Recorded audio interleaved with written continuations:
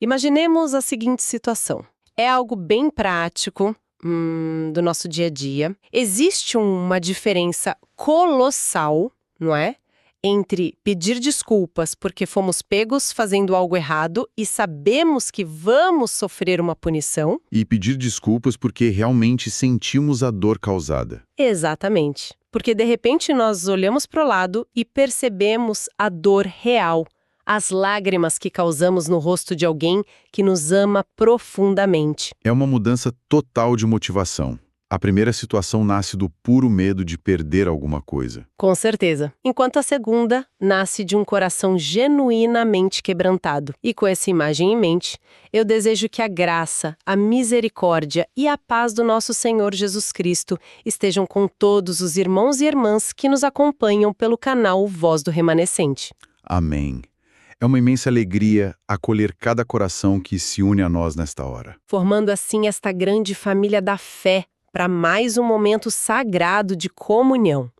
Hoje, a nossa reflexão nos convida a um mergulho profundo nas páginas do capítulo 3 do livro Caminho a Cristo, um texto apropriadamente intitulado Mudança de Rumo. E é um privilégio indescritível estarmos juntos para esse estudo. Essa analogia inicial, que acaba de ser trazida, define perfeitamente o tom do que vamos explorar aqui. Fico feliz que faça sentido. Faz muito sentido. Sempre que abrimos a palavra de Deus e a mensagem inspirada, nós pisamos em solo sagrado. E este tema, especificamente, ele toca no nervo central da nossa experiência diária. Afinal, falar sobre mudança de rumo é falar sobre a nossa própria sobrevivência espiritual. Nossa, sem dúvida. E a missão da nossa conversa de hoje é desvendar justamente isso. Nós queremos entender de forma profunda, mas bem acessível, uma das perguntas mais antigas, urgentes e cruciais da humanidade. Que seria como o pecador pode ser justificado. Isso. Como nós podemos entrar em verdadeira harmonia com Deus? Porque esse é o grande dilema da alma humana. A humanidade sente a sua culpa, sente o peso de estar longe, mas na grande maioria das vezes não faz a menor ideia de como encontrar o caminho de volta para casa. É a pura verdade. E para entendermos os mecanismos dessa verdadeira mudança de rumo, a inspiração nos leva àquela cena histórica e marcante do Pentecostes. Ah, sim, aquele momento poderoso. Isso. Quando a multidão de repente foi profundamente tocada e convencida do seu estado de distanciamento de Deus. Eles clamaram aos apóstolos com uma angústia real, perguntando: que faremos? E a primeira palavra da resposta do apóstolo Pedro foi bem direta, não foi? Exato, ele disse: arrependei-vos. Mas o que nós vamos descobrir hoje é que esse arrependimento não é um botão mágico que a gente aperta dentro de nós mesmos. A verdadeira mudança exige olhar atentamente para a cruz do Calvário. Uma visão transformadora. E claro, antes de prosseguirmos, é vital que cada um de nós convide o Espírito Santo para ser o verdadeiro mestre dessa reflexão, abrindo as portas do nosso entendimento. Amém. Que o Espírito guie cada palavra nossa hoje. Amém. Agora, para mergulharmos nessa ideia, me parece que o texto faz uma distinção muito cirúrgica logo de início. Para entender o que é essa mudança de rumo, a gente precisa primeiro entender o que ela não é. Isso é fundamental. Existe uma ilusão de arrependimento, que é exatamente aquela tristeza pelas consequências e não a tristeza pelo ato em si. Como o espírito de profecia separa essas duas coisas na prática? Olha, essa é uma linha divisória onde muitos corações sinceros acabam se frustrando. O texto afirma que o arrependimento genuíno compreende duas coisas: a tristeza pelo pecado e o afastamento dele. As duas coisas precisam andar juntas. Exato. A ilusão acontece quando a dor que nós sentimos não tem absolutamente nada a ver com o fato de termos ofendido o amor de Deus, mas apenas com o medo do que nós vamos perder. É basicamente um instinto de autopreservação disfarçado de espiritualidade. Nossa, isso é muito forte. Instinto de autopreservação. Sim. E a mensagem inspirada nos traz exemplos históricos bem claros para ilustrar como a mente humana tenta negociar com Deus. Pensemos no caso de Esaú, por exemplo. Esaú é um caso clássico. Ele chora amargamente, não é? Sim, ele efetuou um grande lamento. Mas se a gente olhar de perto o motivo desse choro, vemos que a sua tristeza foi apenas ao perceber que havia perdido para sempre o direito da primogenitura. Ele chorou pelo benefício perdido. Exatamente, e não pelo caráter falho. E o texto também cita Balaão. Ele estava lá cavalgando, desobedecendo a Deus, e de repente fica completamente aterrado ao ver o anjo no caminho com a espada alçada. E confessa o pecado na mesma hora. Na mesma hora. Mas por quê? Unicamente porque ele temia perder a própria vida. A confissão foi extraída pelo terror, não por um aborrecimento real do mal que ele estava cometendo. Isso me faz pensar no exemplo mais trágico de todos, que a Pena Inspirada também aborda, Judas Iscariotes. Ah, esse é profundo e muito triste. Ele chega a devolver as moedas de prata e exclama que pecou traindo sangue inocente. Se nós olharmos apenas para as palavras ditas ali, parece um arrependimento perfeito. Mas os bastidores dessa confissão mostram uma outra realidade, certo? Mostra uma realidade totalmente diferente. O que impulsionou Judas? O texto é claríssimo ao mostrar que a confissão dele foi arrancada da alma por uma terrível consciência de condenação. Pelo terror de um juiz iminente, não é? Isso mesmo. Ele olhou para o abismo das consequências e entrou em pânico total. Mas não havia no coração dele nenhuma tristeza profunda, nenhuma dor por haver traído o Imaculado Filho de Deus. Ele lamentou o próprio destino, não a dor que causou a Cristo. Perfeito. E é o mesmo mecanismo psicológico de Faraó, que reconhecia o pecado no Egito apenas enquanto a água era sangue, ou enquanto os gafanhotos destruíam a lavoura. E assim que a praga era suspensa, A arrogância voltava na mesma hora. Imediatamente. ou seja, o medo das consequências apenas reprime o comportamento de forma temporária, mas não transforma a natureza de absolutamente ninguém. Então, se o medo não serve, qual seria a imagem do verdadeiro arrependimento? Aquele que o céu reconhece como legítimo. O texto aponta para a oração do rei Davi, logo após a sua grande queda, aquela que está registrada nos Salmos 32 e 51. É o contraste perfeito com Judas ou com o faraó. Sem dúvida. A Pena Inspirada destaca um detalhe crucial ali: Davi não fez nenhum empenho para atenuar a sua culpa. Ele não tentou justificar os seus atos perante o Senhor. E, mais importante ainda, nenhum desejo de apenas escapar ao juízo inspirou a sua oração. Ele viu a contaminação da sua própria alma, não é? Viu, aborreceu o que havia feito e clamou a Deus, pedindo que criasse nele um coração puro. Ele não queria só o alívio da punição, ele queria a cura da sua natureza. Ele ansiava ser reintegrado na comunhão com o céu. Certo. Mas olha, aqui entra um ponto do nosso estudo que, eu confesso, sempre me pareceu um beco sem saída, um verdadeiro paradoxo espiritual. É mesmo? Como assim? É que, se o verdadeiro arrependimento é algo tão profundo, tão puro e focado em Deus, e nós somos, por natureza, egoístas, falhos e focados em nós mesmos, como a gente consegue fabricar esse sentimento? Ah, sim. Entendo o dilema. Isso me soa como um obstáculo enorme. É como se disséssemos: venha para Cristo, mas antes produza dentro de si um nível de pureza e arrependimento que a sua própria natureza corrompida não consegue gerar. Nós não acabamos transformando o arrependimento em um muro de pedra intransponível? Olha, essa é talvez a armadilha mais sutil e perigosa em toda a jornada cristã.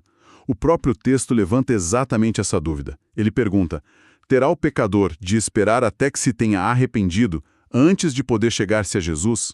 E muitas pessoas passam a vida inteira paralisadas por essa ideia, tentando se limpar por conta própria.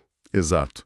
Elas tentam se consertar, organizar a própria vida moral para só então se sentirem dignas de buscar a Deus. E o profeta Jeremias, que é citado na mensagem inspirada, destrói essa nossa pretensão humana com uma metáfora esmagadora. Ele pergunta: se pode o etíope mudar a sua pele ou o leopardo as suas manchas? Uma imagem muito forte. A biologia nos diz que é impossível. Pois é. E, da mesma forma, um coração acostumado ao mal não pode, por simples força de vontade, decidir amar a pureza. Então, se nós estamos presos nessa condição, como quebramos esse ciclo? Se ninguém pode se arrepender por conta própria, o que deve ser feito? A solução divina está na inversão de uma ordem que nós mesmos criamos. O ser humano tenta agir pelas próprias obras, mas a instrução esclarecedora que nós recebemos é que a Bíblia não ensina, em lugar nenhum, que alguém precise se arrepender antes de aceitar o convite de Cristo. Nossa, é exatamente o oposto, então? O oposto absoluto. É a virtude que emana de Cristo que conduz a pessoa ao arrependimento genuíno. Há uma mecânica divina maravilhosa aqui. O apóstolo Pedro diz, lá em Atos 5, versículo 31, que Deus elevou a Jesus a príncipe e salvador justamente para dar o arrependimento e a remissão dos pecados. Espera, isso muda tudo. Quer dizer que nós não fabricamos o arrependimento para levá-lo a Deus como uma espécie de moeda de troca ou um pagamento antecipado? De jeito nenhum. Nós vamos vazios e é Ele quem nos dá o arrependimento. Precisamente. Não é uma obra humana. O texto argumenta que, assim como não podemos alcançar perdão sem Cristo, nós também não podemos sequer nos arrepender sem que o Espírito de Cristo desperte a nossa consciência primeiro. E como isso funciona na prática para quem nos ouve agora? Bom, Jesus declarou que, quando fosse levantado da terra, atrairia todos a ele. É a dinâmica da cruz. Ao contemplarmos o Cordeiro de Deus lá na cruz do Calvário, ao compreendermos o custo daquela entrega e o amor que sofreu no nosso lugar, algo acontece na mente e no coração. Não é mágica, é uma revelação, não é? Tão profundo que a nossa resistência simplesmente é quebrada. A bondade de Deus é o grande ímã que atrai a alma. É fascinante pensar no amor como um ímã.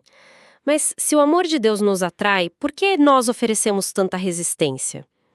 Isso nos leva de forma muito orgânica a olhar para as barreiras que nós mesmos construímos. Com certeza. E aqui eu levanto uma provocação sobre como avaliamos as coisas dentro das nossas próprias comunidades. Nós costumamos criar uma espécie de ranking de pecados. Julgamos com muita severidade vícios visíveis, escandalosos, como a criminalidade ou a embriaguez. É muito comum. Mas o texto aponta algo que desconcerta a todos. Diz que pecados ocultos, silenciados e socialmente aceitos como o orgulho e o egoísmo são, na verdade, muito mais ofensivos a Deus. Por que o orgulho, que muitas vezes até passa por dignidade na nossa sociedade, é tão destrutivo? Porque, olha, o orgulho é o oposto absoluto da atmosfera do céu. A inspiração explica que a essência do caráter de Deus é a benevolência, é o amor desinteressado. E o orgulho é a adoração do próprio eu. Uma idolatria de si mesmo. Exato. Mas há um perigo prático. Um mecanismo psicológico fatal no orgulho, ele cega a alma para a necessidade da graça. Pensemos bem juntos aqui. A pessoa que cai num pecado considerado grosseiro pela sociedade, ela muitas vezes sente a vergonha do seu ato. O vício acaba quebrando a pessoa publicamente. Isso, ela sente a sua miséria e sabe que precisa desesperadamente de um resgate. O orgulho, por outro lado, cria uma blindagem. A pessoa orgulhosa não sente necessidade de nada. E por não sentir necessidade, ela fecha hermeticamente o coração para a ajuda divina. Nossa, essa é a exata dinâmica daquela história tão conhecida do fariseu e do publicano, não é? Onde um se justifica perante Deus e o outro clama por misericórdia. Sem dúvida alguma. E a mensagem inspirada disseca o perfil psicológico desses dois homens. O fariseu não foi ao templo para pedir absolutamente nada. Ele foi para apresentar a Deus uma espécie de currículo moral. Cheio de justiça própria. Pois é, uma oração jactanciosa. Trazia aquela ideia ilusória de que as nossas boas ações nos tornam independentes da graça. Ele achava que estava agradando a Deus, mas pela distância em que se mantinha do Senhor, ele não percebia a própria corrupção interior. Ele não sentia necessidade e, por isso, não recebeu nada. Enquanto o publicano... O publicano estava esmagado sob o peso da culpa. Ele se considerava indigno de sequer levantar os olhos aos céus. Ele sentia a sua imensa necessidade. Ele estava quebrado por dentro. E justamente por estar quebrado, a luz pôde entrar. E essa luz divina é como uma lupa, não é? O texto traz exemplos fascinantes de como a aproximação de Deus revela a verdadeira condição humana. É como acender um holofote num quarto que parecia limpo na penumbra. Quando a luz entra, a gente vê toda a poeira suspensa no ar. É uma ótima analogia. O registro inspirado fala de Nicodemos, por exemplo. Ele era um grande mestre em Israel, acreditava ter uma vida moral perfeitamente reta. Mas o que acontece quando ele se depara com Jesus? Quando aquela luz de Cristo incidiu sobre Nicodemos, a ilusão dele simplesmente desmoronou.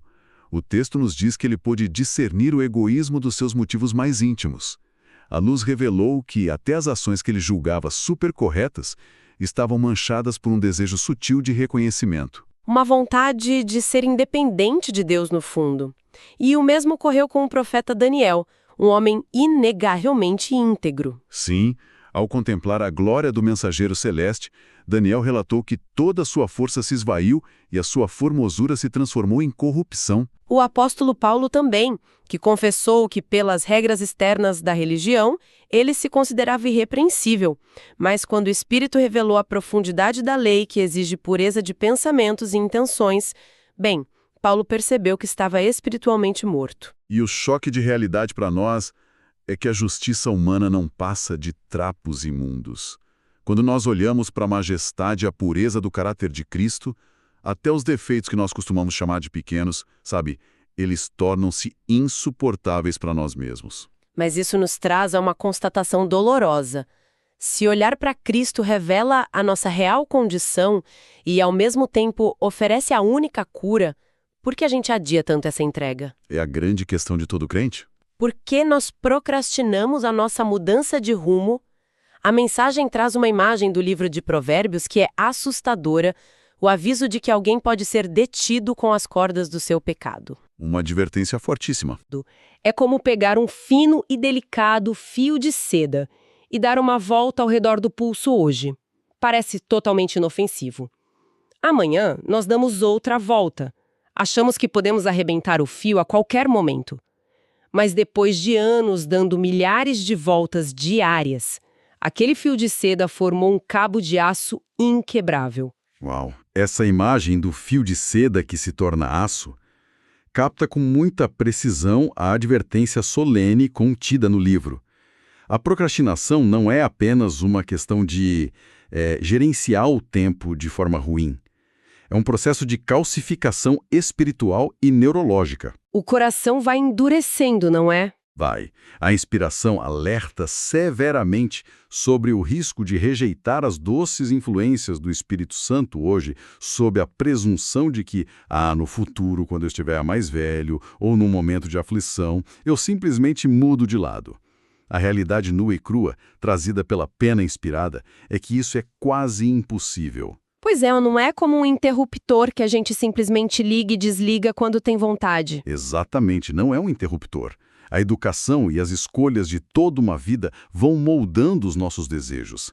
Se alguém passa décadas endurecendo o coração contra a verdade, as vias neurais e espirituais dessa pessoa se adaptam a essa rejeição. É assustador pensar nisso. Muito. Um único traço mau de caráter, um só desejo pecaminoso acariciado de forma contínua e obstinada, acabará neutralizando todo o poder do evangelho naquela mente. É uma lei inflexível de causa e efeito. Quem semeia a incredulidade teimosa, colherá a incapacidade de crer. E para mostrar que não existe essa ideia de pecado pequeno ou inofensivo, o texto nos leva de volta ao berço da humanidade, lá no Éden. Sim, o caso de Adão e Eva é o alerta máximo para todos nós. Eles devem ter se persuadido de que uma questão aparentemente tão banal, quanto comer de um fruto proibido, não poderia ter consequências tão drásticas. Afinal, era só um fruto, certo? Parecia algo tão simples na hora. Mas a mensagem afirma que essa questão tida como insignificante era, na verdade, uma terrível rebelião contra a autoridade do amor de Deus. Isso abriu as comportas da morte para o mundo inteiro. Toda a miséria, as doenças e a dor que vemos hoje originaram-se ali. Pois é, a lição é enfática. Nenhuma transgressão é trivial. Cada escolha errada entorpece a nossa capacidade de escolher o certo amanhã. É um processo de insensibilização constante. E enquanto nós nos insensibilizamos, somos mestres em criar desculpas. O texto até menciona uma desculpa muito clássica do ser humano. Qual delas? Aquela de quando nós somos confrontados com a necessidade de mudança, nós frequentemente apontamos o dedo para os erros dos outros, dizendo algo como: "Ah, olhe para aqueles cristãos ali. Eles professam a fé, mas são egoístas, erram tanto quanto eu ou até mais. Por que eu deveria mudar?" Como essa justificativa se sustenta à luz do céu? Ah, ela desmorona completamente. A inspiração revela que apontar as falhas alheias não exime absolutamente ninguém de culpa. O Senhor nunca nos deu um modelo humano e falível como padrão de vida. O nosso único exemplo é o Imaculado Filho de Deus. Ele é a nossa única régua. Exato. Na verdade, o texto inverte o argumento de forma brilhante. Se alguém compreende tão bem como um cristão deveria se portar, a ponto de ser capaz de julgar a hipocrisia dos outros, então essa pessoa tem pleno conhecimento do que é certo. E se ela sabe o que é certo e se recusa a fazer, o seu próprio pecado ainda é maior. Nossa, isso retira de nós toda e qualquer muleta argumentativa. Nós ficamos totalmente expostos.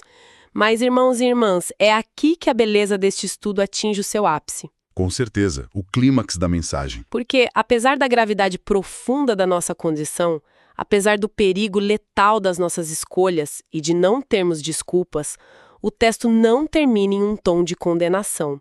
Pelo contrário, ele culmina numa das declarações mais acolhedoras de esperança e aceitação já registradas. É reconfortante. A reta final deste capítulo é um verdadeiro respiro de alívio para a alma que se sente exausta. Ao vermos a enormidade do nosso problema moral, a instrução divina nos proíbe de entrar em desespero. O inimigo quer nos ver desesperados, não é? Sim, mas nós não podemos ceder. Por quê? Porque foi exatamente e unicamente para salvar pessoas nessa exata condição que Cristo veio. A mensagem nos relembra uma verdade teológica baseada na carta aos Coríntios, que acalma nosso coração. Nós não precisamos convencer um Deus irado a nos amar.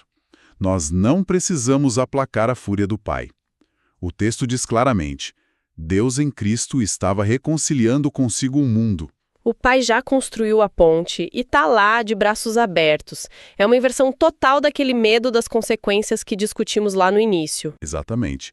O amor de Deus é apresentado não como o de um juiz implacável e frio, mas como o de um pai com paciência infinita.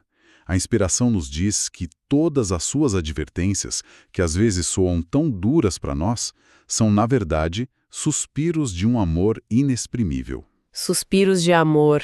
Que frase linda. Ele não quer perder nenhum dos seus filhos. Nenhum. E para selar essa ideia da graça abundante, o texto resgata a história de Simão e dos dois devedores. Um homem devia uma quantia pequena, o outro tinha uma dívida gigantesca, impagável. Mas o credor perdoou a ambos, e a pergunta que Jesus faz é simples: quem amará mais? Aquele a quem mais se perdoou. O que significa que, se olharmos para a nossa vida e virmos uma montanha de erros, a extensão esmagadora da nossa dívida, uma vez perdoada, apenas aumenta a capacidade do nosso coração de amar o Salvador. O amor transborda. Quando a voz do inimigo sussurrar na mente, apontando cada falha, cada fio de seda que virou cabo de aço, dizendo que nós já fomos longe demais para voltar, o conselho inspirado não é negar o pecado, mas olhar para a luz. Olhar fixamente para Cristo. Sim, reconhecer a falha, sim, mas apresentar os infinitos méritos do nosso Redentor. Cristo veio ao mundo para os doentes, não para os sãos. É o poder incalculável do sacrifício feito no Calvário. E para tentarmos encapsular o que significa verdadeiramente essa consagração e essa mudança de rumo, nós podemos usar uma ilustração que resume bem tudo que o Espírito de Deus nos revelou hoje. Por favor, compartilhe conosco. Imaginemos a alma humana como uma bússola marítima. Quando nós estamos cercados pelos metais pesados deste nosso mundo, quer dizer, o nosso orgulho escondido, o egoísmo, os prazeres passageiros e aqueles pecados aparentemente pequenos, a agulha da nossa bússola íntima gira descontroladamente. Ela não sabe para onde apontar. Fica completamente perdida e sem rumo. Fica. E isso causa uma náusea espiritual profunda na alma, sabe? Uma exaustão que absolutamente nada neste mundo resolve. E o que nós costumamos fazer diante disso? Nós tentamos, com as nossas próprias mãos, consertar a bússola. Nós a limpamos por fora, polimos o vidro, colocamos um filtro bonito para a sociedade e para a igreja verem, forçando ali um comportamento moral externo. Maquiando o problema. Exatamente. Mas por dentro a agulha continua tremendo no vazio, apontando para o nada. A grande revelação de hoje é que a verdadeira mudança de rumo não acontece forçando a agulha com as nossas próprias mãos. A mudança só ocorre quando pegamos essa bússola e a tiramos de perto das influências terrenas, colocando-a na presença magnética do verdadeiro norte, a cruz do Calvário. Amém. É o poder invisível, porém irresistível, do amor de Cristo que puxa a nossa agulha, aquieta as trepidações do nosso coração e aponta de uma vez por todas o caminho seguro e eterno para casa. Que imagem extraordinária! E que profunda realidade para encerrarmos este momento de estudo.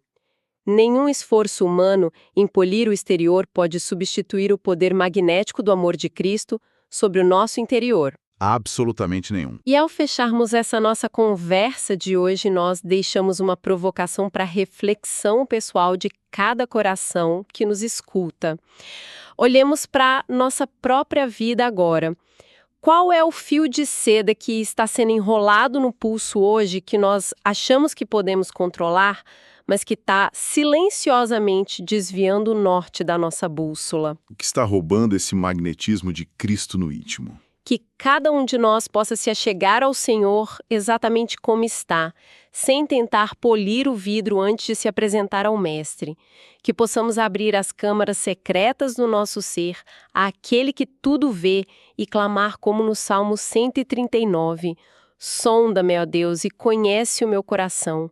Prova-me e conhece os meus pensamentos. Que a atração irresistível da cruz seja a realidade de cada coração, hoje e sempre. Que a paz do Senhor permaneça com todos nós neste contínuo mergulho na mensagem inspirada. Que o magnetismo do Calvário continue atraindo e aquietando a agulha de nossas almas.